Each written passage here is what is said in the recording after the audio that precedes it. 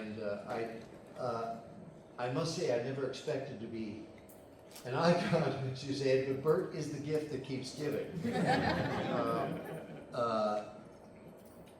It was about 5 years after the first one that the second one was made, because the first one, and everybody will tell you this, was a kind of failure at the box. I mean, it made its money, but it wasn't this great breakaway hit. And the thing that made it happen was the VHS market in those days. So it was the aftermarket videos that put this on the map. There was this, you know, Universal Studios suddenly hearing, there are a lot of people buying this thing.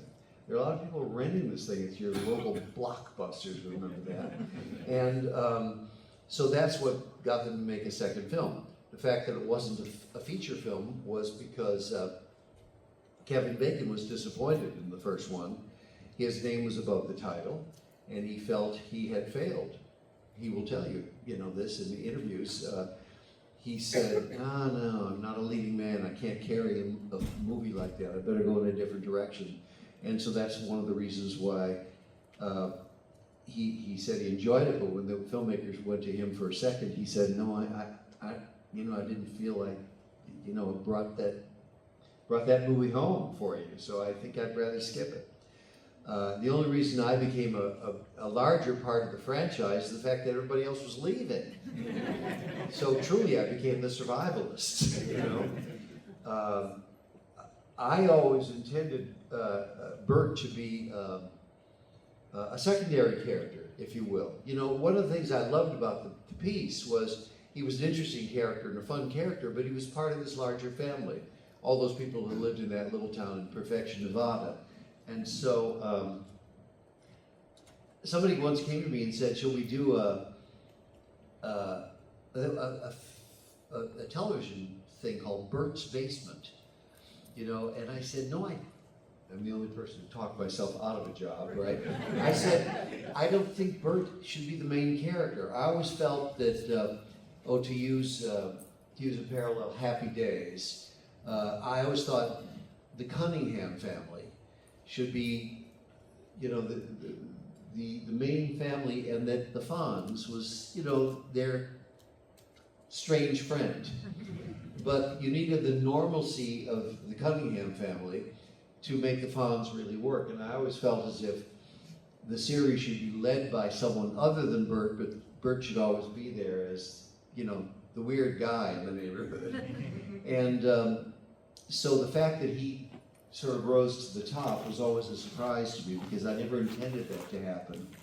And I'm just gonna add something here. Last weekend, I was at something called Tremors Fest 2 in Santa Fe, New Mexico, and hosted by myself and George R.R. Martin of Game of Thrones.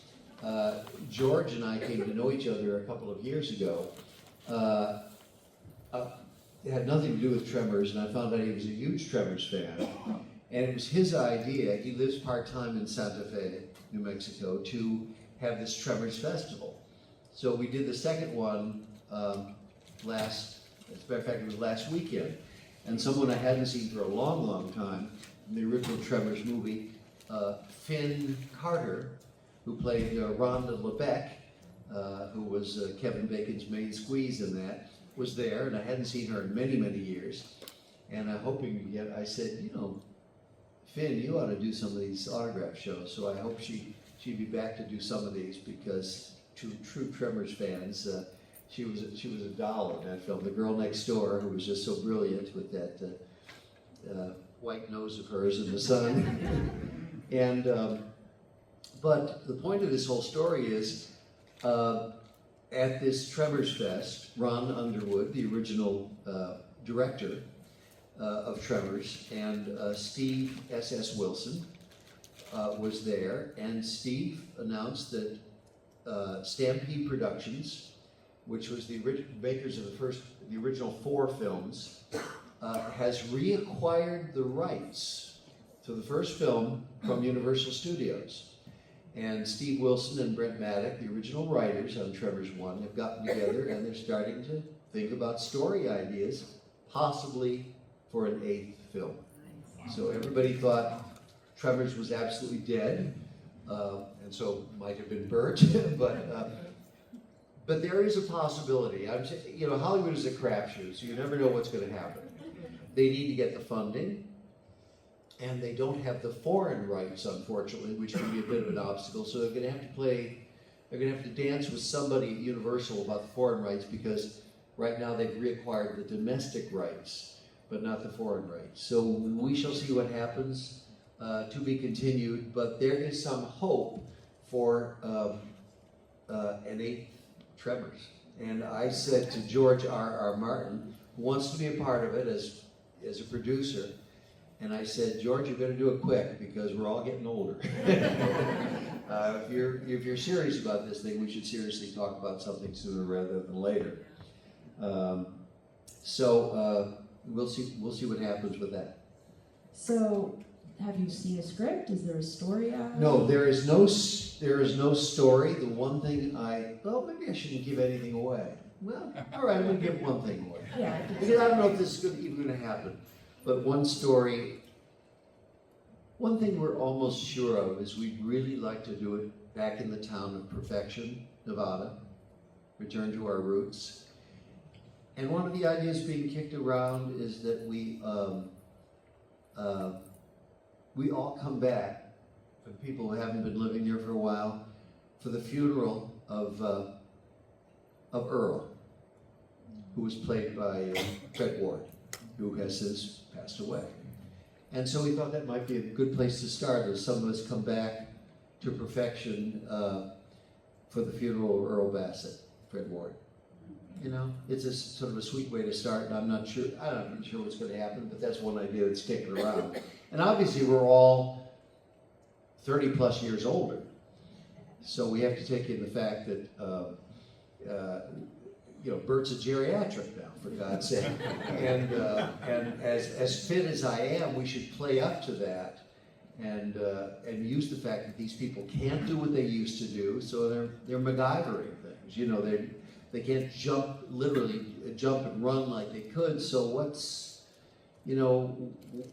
take that into consideration, the fact that they are older, and make that a part of the story.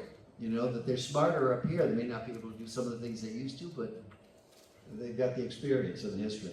I love that idea. So we'll see what happens. Yeah, fingers crossed, as long as it's not graboids in space or something. No, I don't think it's going to be graboid in space, and I'll tell you why. Budget. I'm serious. These things are always limited by how much money you can get. People say, why don't you do it in New York? I said, because it's a huge urban setting, and that would cost a lot of money. Why not in space? Same reason. Yeah. So, I don't know, but they're kicking ideas around. Let's just say that. So there's hope. Great. So with the character of Burt Gummer, let's just be honest. It's not really grounded in reality, the stuff that's happening to him. But are you kidding? Have you seen some of the Americans out there? Oh, you mean Burt? I just mean the experience. Oh, the experience, right. Just his experience. Yeah, no, his character is very relatable to a lot of people, I think. But how do you approach playing a character like that in that universe with such outlandish, over-the-top things happening, but keeping it kind of grounded in reality as much as you can? That's a good question. In Burt himself, this may surprise and disappoint a lot of you. I'm not a big sci-fi horror fan, okay? I'm a big fan of the old Universal Carl Laemmle films, the Draculas, the Frankensteins, the Mummy, etc., etc. I'm wild about those now. And another one, people often ask me what's my favorite film. It was about, I want to say 1956, MGM, Them. Does anybody know the giant ants? Oh, very well done. Still one of my top favorite horror films. I saw that when it first came out. I was about 9 years old, and I freaked out. I loved it, and I have it ever since. How do I deal with this? Well, first of all, I should say, again, I wasn't attracted to sci-fi and horror so much as I was by the character, because I immediately thought his comedy is sometimes about excess, right? And he's one of the most excessive people you know. His OCD is off the charts, right? So obsessive compulsive disorder, his paranoia is all to a level that's off the charts, which makes him very funny. Comedy is about people and there are excesses in many cases. And so I love Burt, and I keep coming back for that character. One of the greatest, I've said this to some of you who are at my table, so I apologize if I'm repeating myself, is one of the great things for an actor is to have writers fall in love with your character. Clearly this happened on Family Ties when the writers fell in love with the character of Alex P. Keaton. You know, how do you write for this little boy who's a conservative and has a poster of William Buckley and loves Reagan and all that stuff on his wall? And the writers fell in love with that young man, and the writers fell in love with Burt, and that is a blessing. They start writing because they're having such fun with it as writers, and so they pump it up, and clearly that happened in Tremors 2, and therefore and henceforth from that. But I don't know how I make it real. I mean, it's probably just a little more. I just emphasize my own obsessive compulsive disorder, and obviously Burt's, off the charts, but I have a little fear a little paranoia in my life. Nothing like Burt's, but you just ratchet up those things that are part of your life, and diminish the things that don't work that are part of your life, and make up the rest. Speaking of Family Ties, as I said earlier, that was probably almost everyone in this room, that was our introduction to you as the liberal, former hippie dad. What made you take such a drastic turn to a completely, almost opposite character from that point of view? Well, I've always loved variety, let's put it that way, okay? 2 years before Tremors, in 1987, I did a movie of the week for NBC, which was called, one of a number of, it was a franchise called In the Line of Duty.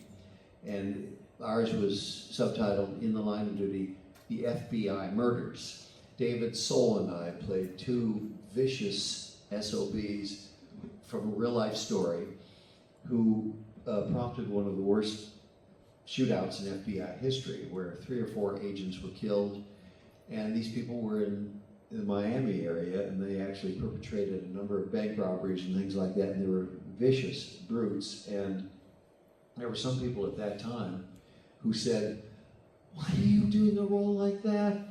You're our favorite father," and this, that, and the other sort of thing. And I said, "Look, as an actor, I love variety. I love playing different characters, playing things as far afield from myself as is possible." And I said, I think what I feel I owe audiences is not playing the same character over and over again, but doing the best possible job I can with whatever character I play, fully inhabiting it and fully, giving it my best shot. So what I owe you is a good performance, not the same performance over and over and over again. And the way I explain it to people is always diet. I love certain foods, but I don't want to eat them at every meal. So I don't want to do the same thing all the time. Any variety I can find in my diet, on screen, or at the dinner table is fun for me. A little known fact about me is, I've played all sorts of different characters, particularly on the stage, long before I came to television and film. My Broadway debut was as a transvestite. I was totally done up in fishnet hose, a garter belt, a bustier, and a red wig in a Broadway show called Bent, which was in 1979, which starred Richard Gere, as a matter of fact, in this Broadway show. And it was about the persecution of gays in Nazi Germany. And I happened to play a very vicious character who was an informer for the Nazis who ran this transvestite club and was himself a performer named Greta. And so I've done a number of weird things all my life, and that to me is the fun of what I do for a living. Doing things just as completely different and outrageous as I can find. And if I have a disappointment in my career, it's that I haven't done more of those character roles. That, you know, I have 2 projects on right now in which I play fathers of young girls. One of them is, there's something right now that's on demand called Chosen Family, in which I play father to Heather Graham, who some of you may know from, among other things, Roller Girl and Boogie Nights a million years ago. And I play her father in this thing called Chosen Family, which is on demand. And I play somebody else's father, you know, again, not this crazy character, in a Netflix film, which will, a Netflix Christmas film, which will debut on Netflix the 20th of November. So again, these are characters that are fine, you know, and workable, but I'd rather play something, you know, odd. And so to me, Burt Gummer was even, I mean, I love the hell out of Family Ties, but Burt Gummer was just so extreme and wonderful that I probably had more. I love Family Ties. It was so good to me, and it just a one beautifully written piece. But Burt was more my flavor, just because he was, you know, more outrageous. And Burt, the character of Burt has evolved in 7 films. You've done your homework. Oh, I'm a fan. I'm a fan. He started off as, you know, just kind of a nut job with a rec room, an unconventional rec room, and now has become from supporting character to fan favorite hero. What aspect of his evolution has been the most rewarding for you to play? Well, one of the things I find, I've loved all the films, and the writers were so good and so wonderful that all of them, the first 4 were all done by Stampede Productions, and then there was like a 10 or 11-year hiatus before 5, 6, and 7, which was under a totally different group of people, good but very different in tone, and really updated after over a decade of hiatus from the franchise. Of the first 4, it's hard to pick a favorite. I would say 1, of course, because it started the whole thing. 2 was great because Burt came into his own, and I mean, they wrote some incredible lines for him there, doing what I can with what I got. I feel I was denied critical need to know information, all that sort of stuff. Great lines, memorable moments. The 4th one was actually one of my favorites of the first 4, maybe my second favorite, and that was the prequel, where they, you know, 100 years before, the town of Rejection, Nevada, and Burt's, well, I forget, great-grandfather, I think it was, Hiram Gummer, came out from Philadelphia because the silver mine he had owned was not producing, and he wanted to know why. Well, there were monsters in the mine, we find out. But I love the fact that he came from the East and met these people for the first time, and he really looked down his nose at them. He was a tight-assed, smug, superior human being who really very much despised these people. You know, they were just getting in his way, just a means to an end. Clear out this mine so I can make my money and go back east. And what I loved as an actor was the transition he made from that smug human being to a man who fully embraced them over time, decided he wanted to be on their side, and even in that place, he grew to love them. And so, for any actor, or any good story, I think it's the journey a character makes which is interesting, most interesting. And I was just talking to Steve Wilson, one of the original writers of Tremors 1 through 4, and the director of 2 and 4, and I said, I always loved Burt, but he was always the same. Burt was just Burt, you know to expect from him, great lines and great moments, but I said I loved playing Hiram because of that journey he made throughout the piece, from a man who was pretty sour about those people in that place, and then came to embrace them and love them. So that journey, that transition, was fascinating to me just as an actor, to make that journey from beginning to end. Thank you. Yeah, and in the later ones, I should say, in 5, 6, and 7, when they kind of rebooted things, I said, look, I always loved the monsters, and that's fun, but it is what it is. It's action adventure. I'd like to see if we could do a little more. And so the idea was to present him with Jamie Kennedy, an illegitimate son he didn't know he had, you know, and I wanted to challenge Burt in personal and psychological ways as well as just the monsters. Because to be honest with you, let's all face it, fighting our inner demons is even more interesting than fighting the demons outside of us, right? We all have all those things about us which we stumble over time and again. I've always learned from, or tried to learn from my mistakes. The biggest lessons are learned from those mistakes. So in the first one, the first 5, we wanted to challenge him with something personal for a man who was solitary and thought he was living his life alone, for someone to present himself as a living, breathing relative who was in fact his offspring was a challenge to him. Frightening in some ways. I don't know if you remember, but when he first, we're in a vehicle together, and when he first announces, if you go back and see it, when he first announces, I'm your son, I'm sitting in the vehicle behind the wheel and he's next to me, and I jump out of that truck. I don't want to know it. My first impulse is just to walk away, pretend I didn't hear what I heard, because Burt was a man who valued his solitude. And he was a world unto himself, and to discover there was somebody else who might possibly make demands on him. I think Burt, in some ways, wonderful man as he is, and I love him, because I think he's noble in many ways, is he's afraid of real connection and closeness.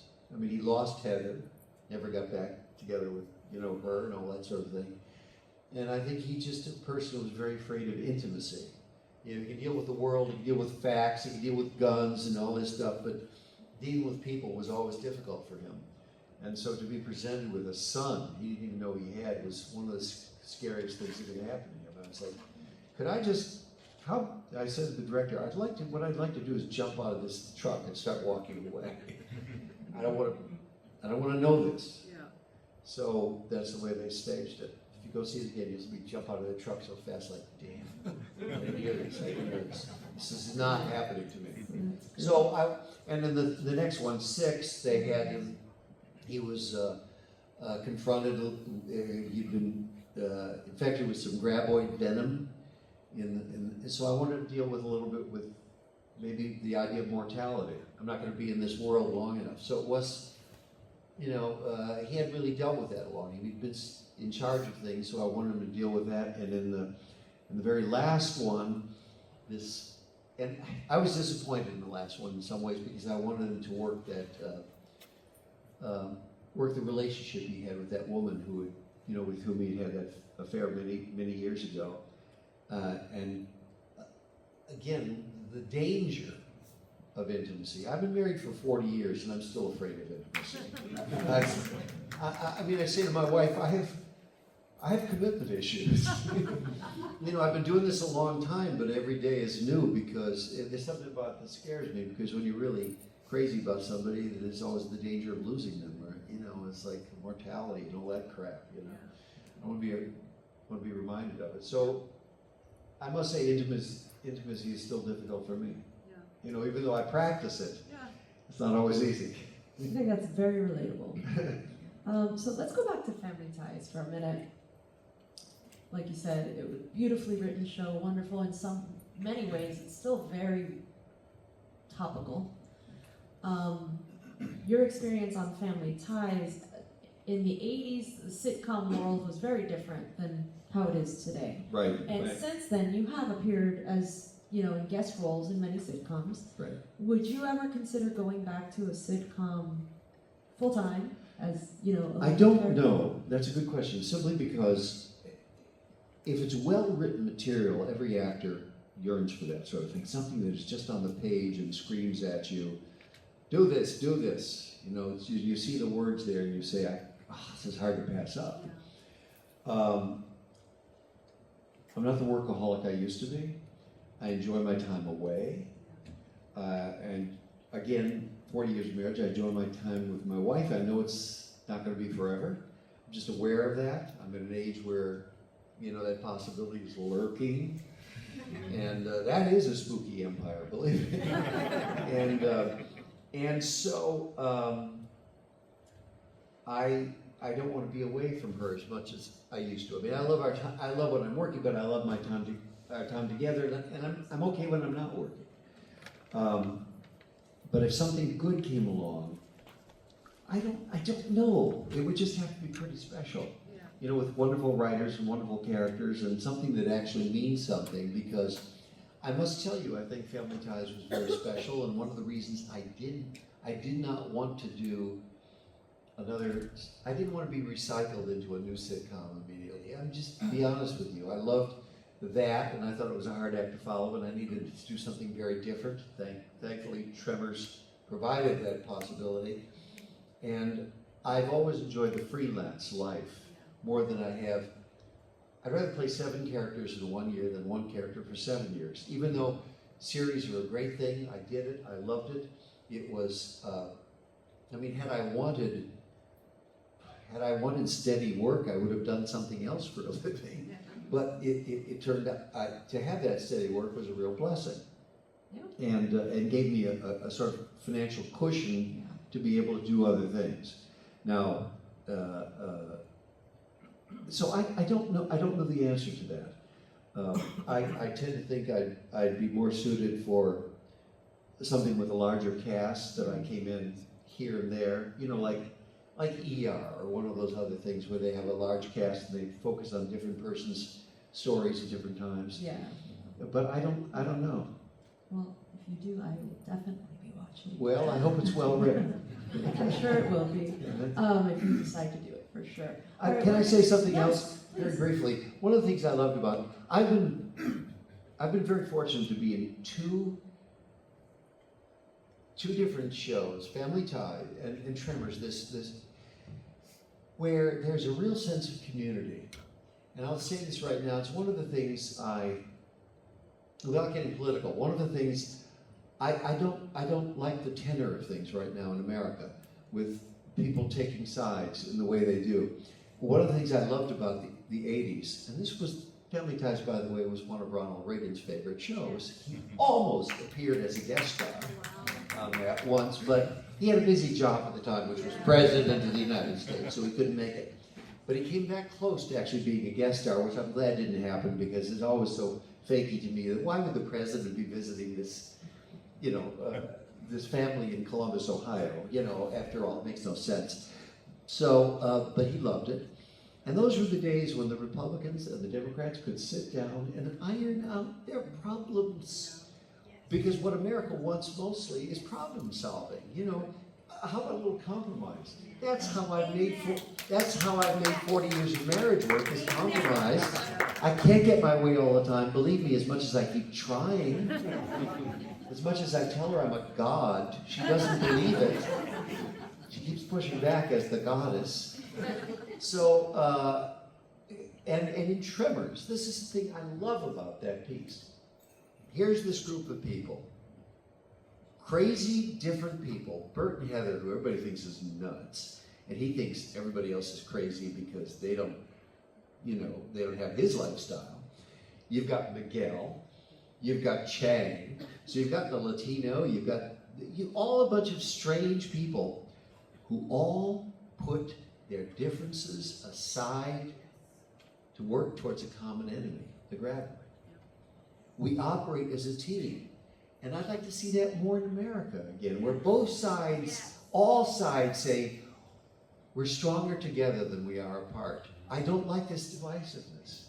Maybe I'm just a little old-fashioned that way, but I've been blessed to be in Family Ties where we'd have our disagreements. You know, the extremely conservative son and the liberal parents, but we always found a way to make things happen and stay together. And I think America is always stronger because divided we fall, I think, and I don't want anybody to take advantage of us as a country when we're too busy fighting each other to realize that there are bigger threats out there and things we can do together that we can't do apart. Could not So, agree more. that's Yes. mine. Thank you. Thank you so much.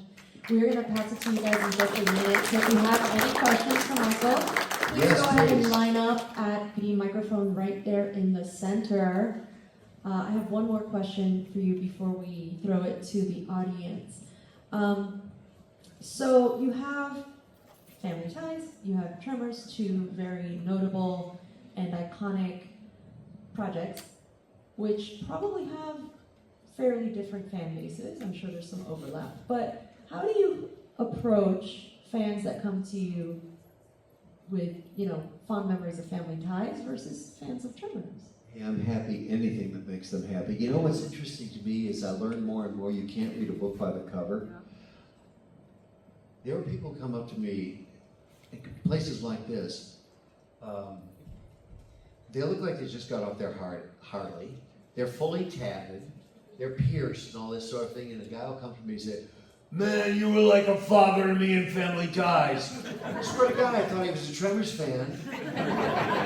So it's like, you can't read a book by the cover. It's like, I never had a dad. You were my dad.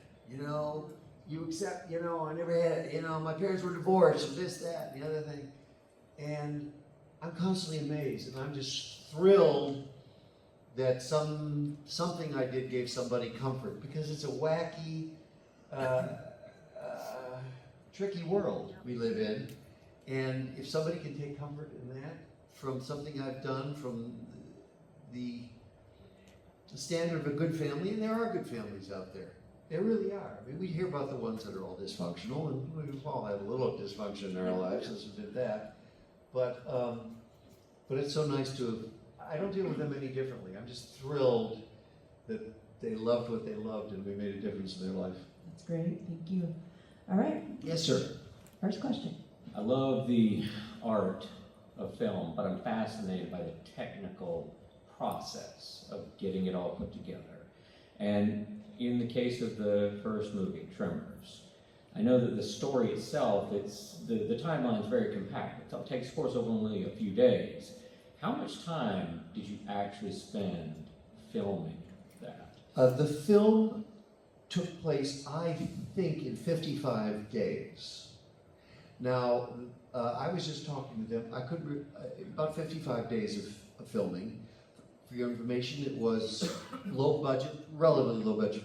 It started out as an $8 million film, and when Universal thought it would look more interesting, and they saw some of the dailies, and they thought, oh, this could have something, they added $3 million to it, so ultimately it was an $11 million film. 55 days, and I was trying to remember whether it was a 5-day week or a 6-day week, I don't remember, so, 8 or 10 weeks, something like that. Maybe as much, a few reshoots after that. So I'd say it was, I know it was 55 days, that's what I knew, but how it was divided over time, I don't know. It was, I forget whether we did 5-day weeks or 6-day weeks, but there's your answer. About 55 days. Thank you. You're welcome. Thank you. All right, next question. Yeah, I suppose I love Burt Gummer. He's my favorite character. But in a movie like that with the graboids, I'm assuming, are they like, I guess, CGI, right? So is there actually scenes, though, that they actually have a full mock-up or have something that you can act to that hey, that's the graboid? I mean, how does that work as an actor? Absolutely, particularly in the first one. In the first and the second ones, there was a lot of puppetry. Obviously, with the Shriekers in the second one, that was more CGI. And subsequent to that, a few puppets here and there, but that's what so many people love about the first one, was a throwback to it was all practical effects. And wonderful creature maker called Alec Gillis, who's gone on to do a number of other things. He's wonderful at that sort of thing. And there were full size, there were half size, there were quarter size, there were miniatures, all sorts of things. But sometimes, wow, I mean, some of those main ones were full size, but with a man buried in a hole, and sometimes Alec Gillis, and just forcing his way up out of the ground, so literally burying him, and getting him up. So the first one, no CGI at all puppetry, and beautifully done. So that's stuff that's really in front of us. Sometimes it's just a guy, off stage with his arm in a tentacle, And in Tremors 2, same thing. There was a point in which I was caught in a skip loader or something like that, lying there in a skip loader, and that was a guy with a tentacle puppet over the side of the skip loader, working his magic. And so most of the rest has been CGI. I'm sorry to say, because not that everything we do is pretend, right? So whether it's a monster in 3D puppet in front of me, or when somebody says, "See that X we've just hit on the wall with tape, that's where the monster is." So you pretend towards the X or pretend towards the 3D monster, and none of it is true. So, but that's what we do. We pretend for a living, which is a great thing to do. I used to do it as a kid for free. So again, it's the process is about the same. You pretend, but you have to give it a little more when you're just when something's not really there. There's a great Thanks for your question. behind-the-scenes featurette on YouTube about the making of the first Tremors that includes a lot of the practical effects and the magic of how they did that. So I highly recommend it if you have not seen it. That's a good point. I should have mentioned that. YouTube has some interesting little documentaries and behind-the-scenes stuff. Yeah. All right, next question. Hi, thanks for being here this weekend at Spooky Empire with all of us. We really appreciate it. Well, it's a great pleasure. to see you. I'm sure you've been asked so many questions about Family Ties. There's even a Family Ties channel now that comes with every Samsung appliance, so you can just watch Family Ties. Really? Is that, what is it, Jupiter or no? Pluto. I knew it was a planet. It's amazing. Pluto. You're right, sorry. It's just woven into the culture. So I'm actually not going to ask you about Family Ties as much as It's all right. I love it. I kind of wanted to close out with an obscure character that you did on Parks and Rec, which is another comfort show of ours years and years ago, where you played a park director, where he's a little unhinged, very passionate about Passionate about substance. Yes, Yeah, about weed. so, Yes, I mean, it's a different. you said it. Thank you. Yeah. Is there any stories that you could tell? How did you become involved with it? What was it like working on it? I know it was just one-off. No, right, exactly. It was a one-off, and I thought, well, this is goofy. He's just so, everybody's like, holy Moses, this guy's weird. The fun part about that for me, and this is just a thing that has nothing to do with the character itself, was the fact that I worked with a couple of actors in that piece who I had not seen for many, many years. Two of the other men in that piece were actors I'd worked with. I'm a Chicagoan by birth, and so one of them was an actor I'd worked with when I was 20 years old back in Chicago in a stage play, and another one was a man with whom I'd worked on the stage more than once in Los Angeles. So it was a kind of reunion. For three of us guys who had worked together before, just to be on the set together was fun, because you always tell the old stories.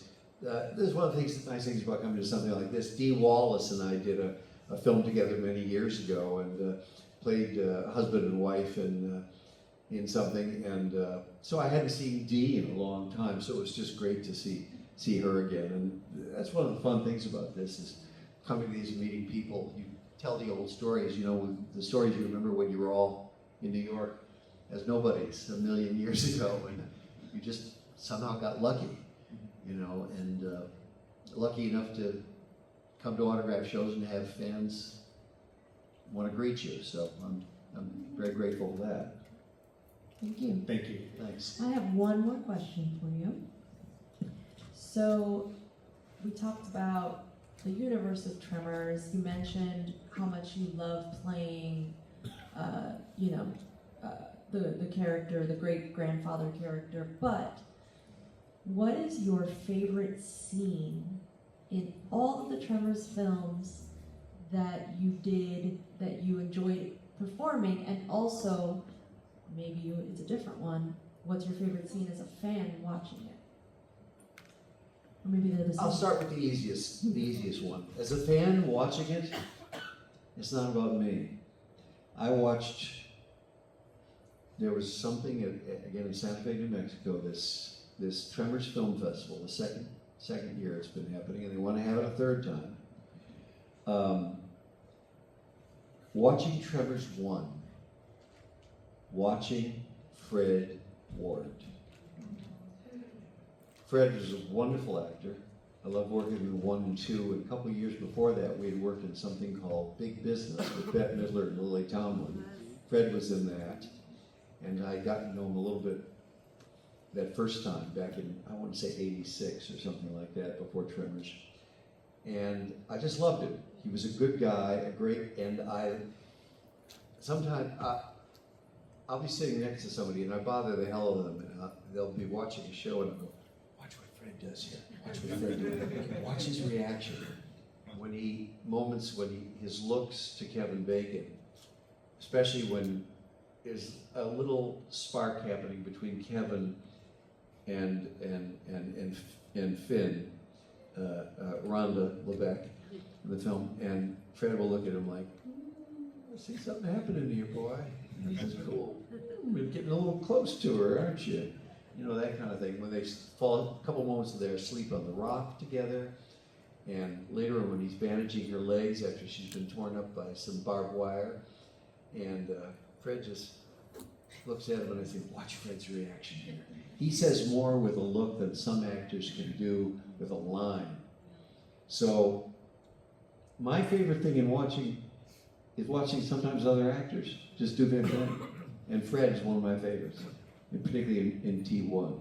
And do you have a favorite that you performed in? No, I was just, you know, it's difficult for me to imagine. I just like little things that happen on the set sometimes, or little bits of inspiration, because Burt is so paranoid. I remember a scene where, it wasn't in the script, but Burt was, maybe in Tremors 3, where he was coming into his compound, and he had a keypad to let himself into his door. And even though miles away from anything, I looked around and covered it. Nobody could see that keypad, But just that comic paranoia. I mean, I love little moments where you think, oh, this kindness. The craziness of, again, comedy is about excess. Yeah. About people not having any perspective, right. On things, yeah. And so little things like that are fun just when you discover them, when you think of them at the moment. And let's see, I almost have too many to think of how any one scene, because I just love the situations I'm in sometimes, particularly with good writing. I'm just blessed in that way. Well, we love them too. Thank you so much. much. Thank you all for joining being us. here. I really appreciate it. I hope some of you will be back tomorrow. If I didn't see you today, I think we're here tomorrow from 10 to 5 or 10 to 4. Yeah, depending on if you're VIP. Yep. Check out the schedule. Check Go out the visit my schedule, lunch and table. I've still got a few minutes here. We close at 7, so I'll rush back to the table. Yep. Say hello to So somebody. thank you again. And thank you It's been again. an absolute pleasure. Give it up for